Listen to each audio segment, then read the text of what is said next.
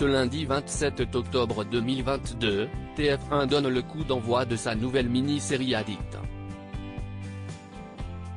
Une fiction dans laquelle Cécile Bois donne notamment la réplique à Mehdi Sadoun et Sagamore Stevena.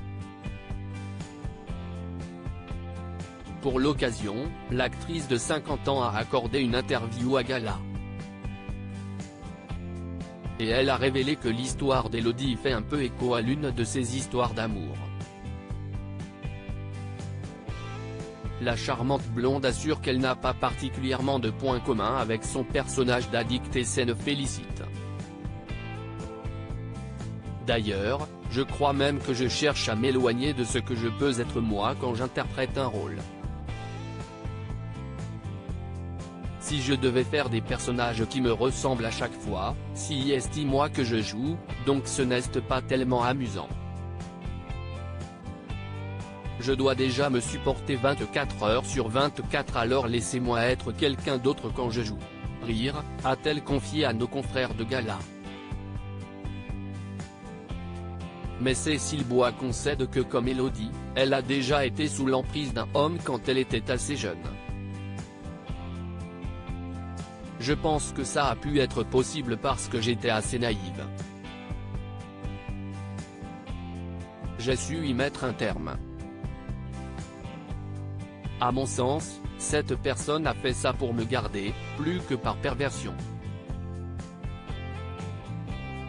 Il a suffi qu'un autre homme passe en me disant tu es belle, tu es intelligente, tu as du talent et tout à coup, avec la même naïveté, je me suis retourné sur cet homme-là en me disant que c'était mieux. Ça s'est arrêté comme ça, a-t-elle confié.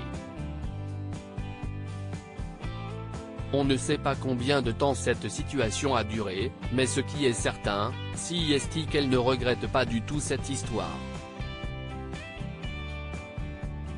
Elle l'a en effet formé à la vie et à son rapport à l'autre dans un couple. Ainsi, elle n'a plus refait cette erreur par la suite. Je l'ai même décelé chez d'autres gens, dans des comportements ou des mots. J'ai pu en parler avec certaines amies femmes, avec bienveillance et humilité. Ce n'est pas une question de sexe, puisque j'ai aussi vu des hommes se faire copieusement manipuler par des femmes.